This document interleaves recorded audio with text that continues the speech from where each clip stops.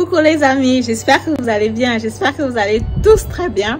Avant donc que je ne me lance dans l'entrepreneuriat, je travaillais comme ça pour une société de consulting avec des investisseurs qui étaient présents sur beaucoup de projets, sur des projets différents, notamment comme par exemple on avait un projet qui était d'aller en Roumanie acheter des hectares de terrain et pour pouvoir cultiver, voilà, c'était comme ça des céréales, l'huile et tout le reste en Roumanie. On avait un projet par exemple de restaurant aussi ici à Berlin. On avait différents projets et moi mon rôle c'était donc de faire le controlling, donc de faire la planification sur le long terme, analyser le projet et voir si le projet est rentable ou pas. Une des questions que mon chef aimait bien me poser, c'était de savoir, Madel, c'est quoi la exit stratégie? Est-ce que tu as planifié jusqu'au moment de exit? Est-ce que tu as planifié jusqu'au moment où on va sortir de ce projet? Parfois, je me posais la question de savoir, mais on est à peine au début de projet et il faut déjà planifier la sortie de projet. Comment est-ce que ça se passe? Et aujourd'hui, je me rends compte que en investissement immobilier ou alors sur tout autre projet sur lesquels tu travailles, tu dois savoir quelle est ta stratégie de sortie. Quelle est ta vision sur le projet? Il faut avoir ta vision. Il faut savoir, je commence aujourd'hui. Si tu arrêtes dans 10 ans, si tu arrêtes dans 3 mois, si tu arrêtes dans 5 ans, il faut planifier ton projet. Il faut planifier comment est-ce que tu comptes le gérer. Et de toutes les façons, il y aura toujours des choses qui ne seront pas conformes à la planification et tu vas ajuster de temps en temps. Donc j'ai vraiment passé le temps à faire beaucoup de planification. J'ai vraiment aimé aussi ce boulot parce que ça m'a permis aussi de pouvoir planifier mes différents investissements immobiliers, comprendre comment ça fonctionne et pour pouvoir avancer rapidement. Tu l'as donc très bien compris, aujourd'hui dans cette vidéo, on va parler de la stratégie de sortie. On va parler de la vision en investissement immobilier. Quelle est la vision que tu as quand tu te lances en investissement immobilier? Quel est l'objectif que tu veux atteindre? Et quel est le moment où tu penses qu'il faut que tu lâches le projet et que tu sortes comme ça du projet? Je te reviens donc avec les détails après l'intro.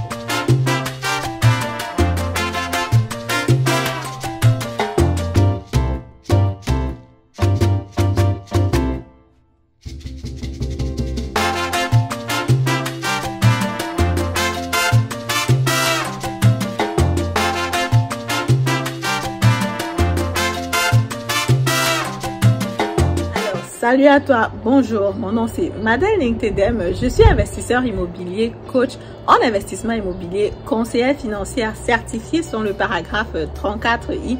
Je suis aussi agent immobilier, c'est-à-dire que je peux mettre tes biens immobiliers à ta disposition si tu es prêt à te lancer. Je suis aussi créatrice de la formation Investir en immobilier comme un pro ou alors comme une pro qui te donne comme ça accès aux séances de travail les mercredis de 20h à 22h. Tu es aussi intégré dans un groupe WhatsApp où tu peux poser toutes tes questions relatives à l'investissement immobilier. Or, pourquoi il est important d'avoir une vision en investissement immobilier? Tu peux regarder par exemple ce qui se passe sur le marché aujourd'hui. Moi, je dis toujours, avant de te lancer, il faut connaître ta stratégie. On a déjà parlé de stratégie d'investissement immobilier. Je fais tout simplement un petit récapitulatif. Tu peux prendre la stratégie par exemple achat-revente du bien immobilier, c'est le fix and flip. Tu achètes, tu retapes et tu revends. Tu as la possibilité d'avoir une rentabilité énorme, mais naturellement, tu vas y mettre un peu de ton temps. Tu vas chercher un bien immobilier qui est délabré.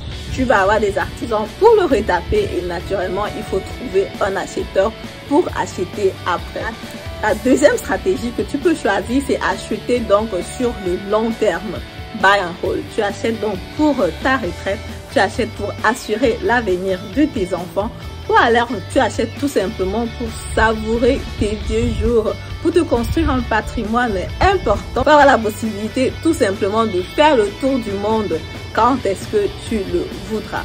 Voilà, tu peux aussi donc comme ça acheter un bien immobilier pour avoir un cash flow assez rapide en faisant comme ça la location saisonnière ou du Airbnb parce qu'effectivement, quand tu es dans une zone touristique où il y a des personnes qui arrivent rapidement, et qui change, tu as la possibilité d'optimiser comme ça ta rentabilité immobilière. Tu as la possibilité de louer assez rapidement et facilement si l'endroit où tu achètes est touristique.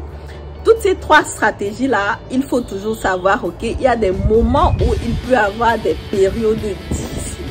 Par exemple, si tu étais sur une stratégie de fix and flip actuellement, imagine que tu achetais un bien immobilier délabré l'année passée et tu voulais le vendre cette année.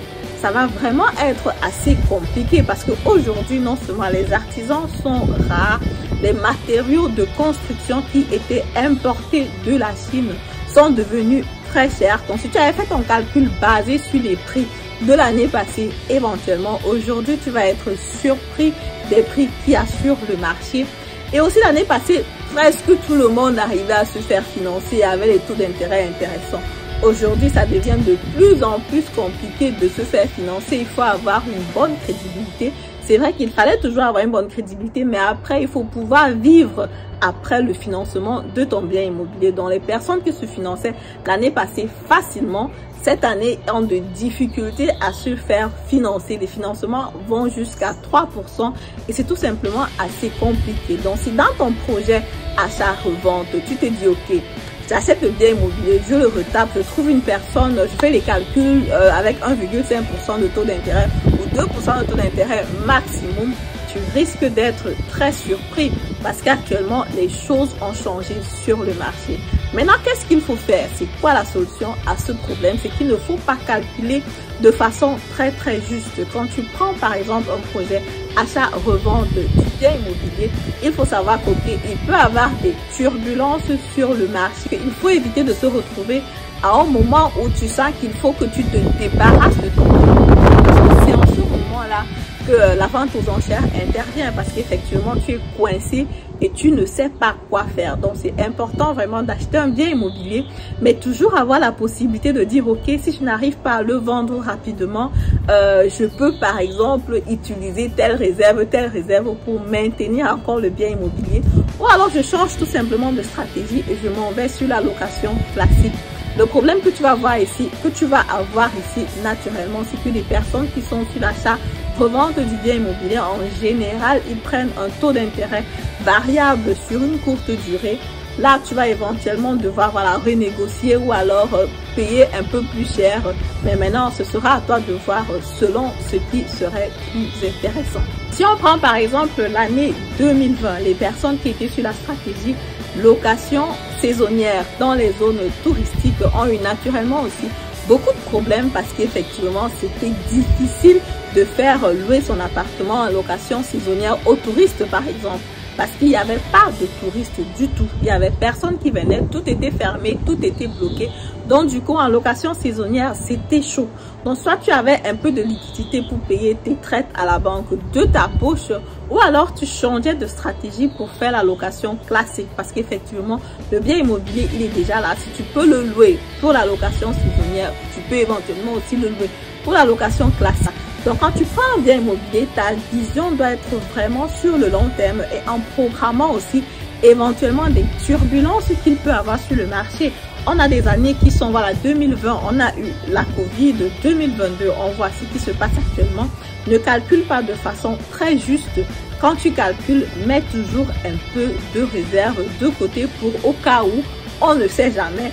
C'est vrai que moi, personnellement, les réserves que je mets de côté, je n'ai pas encore eu besoin de les utiliser. La location saisonnière, je n'y pense pas vraiment parce que je trouve que c'est beaucoup de temps, c'est beaucoup de stratégie pour le cash flow qu'il faut avoir, qui à mon avis n'est pas très important. Pour que je fasse la location saisonnière, il faut que je ressente que le cash flow que je vais avoir après soit vraiment très important pour entrer là-dedans.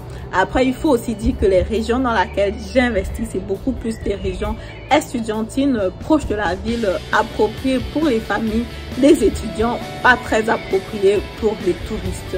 L'achat sur le long terme, c'est la stratégie qui va résister le plus longtemps parce qu'effectivement, tu commences au début, tu n'as pas peut-être de cash flow où tu mets de l'argent dans ton investissement, mais tu sais déjà dès le début que c'est pour un investissement de 10 ans. Et tu regardes sur le long terme et tu sais que pendant ces 10 ans-là, la plus-value va s'accumuler sur une période de temps, sur une longue période de temps. En fait, le buy and hold est censé traverser les 10 ans avec des périodes naturellement de hausse de rabais, selon l'emplacement dans lequel tu achètes le bien immobilier. Il peut aussi avoir des périodes où il y a éventuellement stagnation. Mais ce qui est sûr, c'est que quand on va cumuler les 10 années, tu auras un bénéfice, tu auras une plus-value de minimum 2% qui est l'inflation par an. Et quand tu calcules à partir de là, c'est pour toi, voilà, en quelque sorte, en worst case, pour dire, ok, si pendant les 10 ans, on considère vraiment rien que l'inflation, parce que le marché est volatile, parce que voilà, on ne sait pas s'il y a une crise sanitaire qui va encore arriver, on ne sait pas ce qui va se passer, s'il y aura encore un conflit quelque part. On calcule comme ça juste pour être du bon côté. On vise sur le long terme. Et après ces 10 années-là, on a une rentabilité qui est importante. Ce que je veux rappeler juste ici, c'est que quand tu es sur une stratégie de buy and hold, donc sur le long terme, ce que je te conseille vivement de faire, c'est voilà, chaque fois quand le crédit veut déjà arriver, à terme, de bien le négocier, de regarder le marché. Si c'est une location, classique, de regarder, ok, est-ce que je vends le bien immobilier, est-ce que je le garde? Bref, de prendre une décision avant de renégocier encore éventuellement le crédit. Voilà, c'est ce que je voulais partager avec vous dans cette vidéo. Dites-moi ce que vous en pensez dans les commentaires. Quelle est la meilleure stratégie d'investissement immobilier pour vous? Est-ce que vous allez aller sur le fix and flip, achat-revente du bien immobilier? Est-ce que vous allez aller sur la location saisonnière parce qu'effectivement, vous avez un cash flow qui est possible dès le début?